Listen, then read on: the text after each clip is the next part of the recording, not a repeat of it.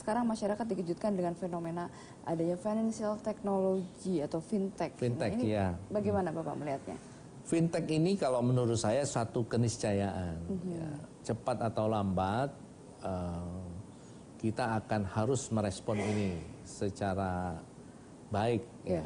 Karena kan perkembangan teknologi tidak ada yang bisa bendung. Termasuk yang saya kira perlu menjadi perhatian otoritas keuangan itu adalah berkembangnya teknologi finansial atau financial technology atau fintech tadi itu ya. Sekarang ini orang bayar membayar mungkin bisa dilakukan dengan cara lebih mudah ya. Cashless ya cashless ya.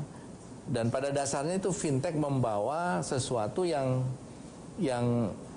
bisa dimanfaatkan karena bisa istilahnya memudahkan ya, kemudian menyederhanakan, kemudian meningkatkan layanan, dan juga meningkatnya kepuasan masyarakat dengan dukungan teknologi itu.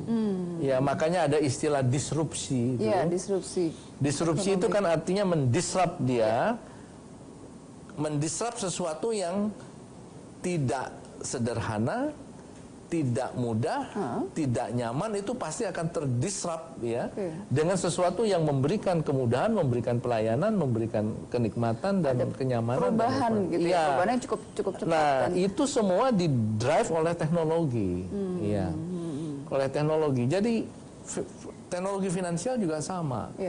Kalau kemudian industri keuangan nasional tidak mengantisipasi ini sebagai bagian dari core bisnisnya atau core strateginya, saya kira kita akan tertinggal ya dengan negara-negara lain ya. Jadi ini bagian penting, terutama juga untuk meningkatkan daya saing perekonomian secara keseluruhan. Tapi artinya pemerintah atau masyarakat sendiri apakah sudah siap dengan infrastruktur dan dengan persiapan? Karena kan kemarin juga sempat ramai masalah Bitcoin, pemerintah melarang, tapi ternyata di Indonesia justru meningkat gitu, banyak orang yang mengambil untung dari. Iya, saya kira akan selalu seperti itu nantinya. Ya, biasanya pasar tuh meresponnya berbeda gitu ya. Lebih cepat dulu, regulasi belakangan. Ya. Dan saya kira juga kalau di sini kita batasi ya dia pergi keluar kan begitu. Kalau di luar kan semua bebas gitu ya. Ya memang tidak semua negara, tapi negara-negara yang sudah mendeklar bahwa ini sesuatu yang tidak bisa dihindari dan kemudian membuat respon kebijakan yang mencoba mengakomodir semua itu, saya kira mereka akan happy ya. Ya bagi kita memang kan segala sesuatu itu kan mesti punya istilahnya faktor risiko ya, faktor risiko. Tapi on the other side kan ada faktor manfaat ya. Nah kita jangan sampai seolah-olah takut berisiko ya, sehingga kita kehilangan manfaat yang jauh lebih besar yang bisa dinikmati oleh masyarakat. Apakah itu karena penurunan harga, apakah itu karena peningkatan produktivitas, apakah itu karena peningkatan efisiensi kan begitu. Nah kalau itu terjadi, kita akan kehilangan tingkat daya saing yang luar biasa.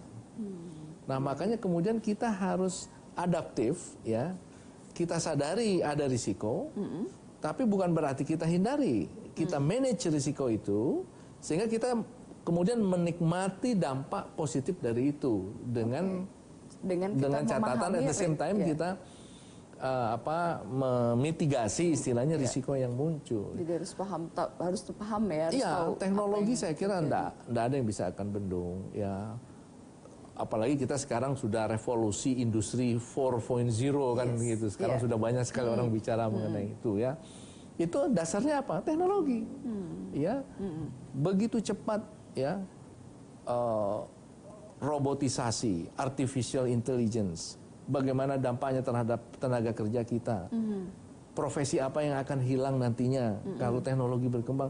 Ini kan something yang sangat ada di tengah-tengah kita gitu. Nah, kalau kita mau menolak membahas itu menurut saya kurang pas. Tidak mungkin kembali ke gua menutup diri gitu ya. Iya, kan harus direspon. Apakah itu terkait dengan kebijakan bisnis, ekonomi, mikro, makro, macam-macam. Nah, fintech itu seperti itu pada dasarnya. Jadi fintech ini macam-macam.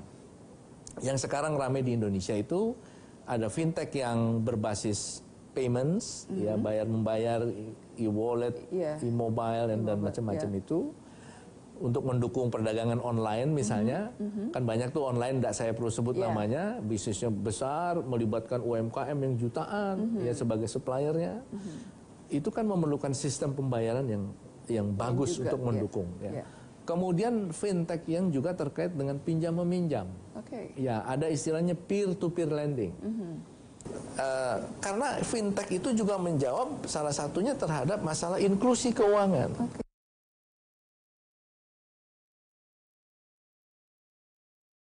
Karena ada orang seperti pengusaha UMKM itu perlu uang tidak besar, perlunya pun hanya 3 minggu. Butuh cepat juga. Butuh cepat gitu. Daripada dia ke rentenir, fintech itu dengan dukungan teknologi bisa menjawab masalah-masalahnya. Dan tidak ada isu agunan, nggak pakai agunan, fintech nggak ada agunan.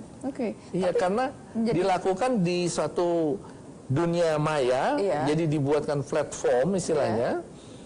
Ya dibuat pasar maya gitu.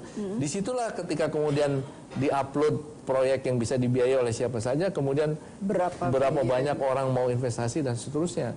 Jadi sebetulnya bahkan mungkin antara peminjam dengan yang diberi pinjam nggak ketemu, nggak kenal. Dan bahkan satu proyek itu bisa dibiayai oleh beberapa orang kan gitu. Beberapa orang yang tidak saling mengenal juga gitu ya. Jadi kan membuka akses keuangan ya kepada yang itu tadi perlunya cepat dan lain sebagainya. Perlu cepat, tidak besar dan juga mendorong inklusi keuangan buat para investor-investor kecil-kecil ini kan gitu kan. Jadi menurut saya itu sesuatu keniscayaan ya akan terjadi nanti. Jadi kita harus antisipatif ya, bentuk aturan seperti apa, sebab industri baru ini seperti apa jaminan kerawanan. Industri yang baru ini kalau diatur juga terlalu berat mati dia. Tapi kalau tidak kita atur bisa menimbulkan risiko kerawanan ya.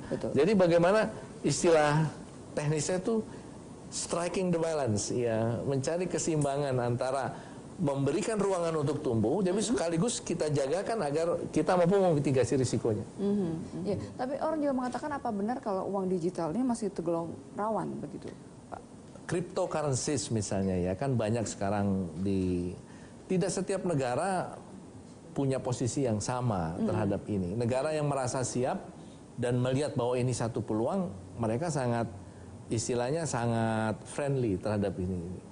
Di Jepang saya ambil contoh, mereka sangat friendly terhadap cryptocurrencies ini, apapun namanya, Bitcoin atau yang lain, sangat terbuka, ya.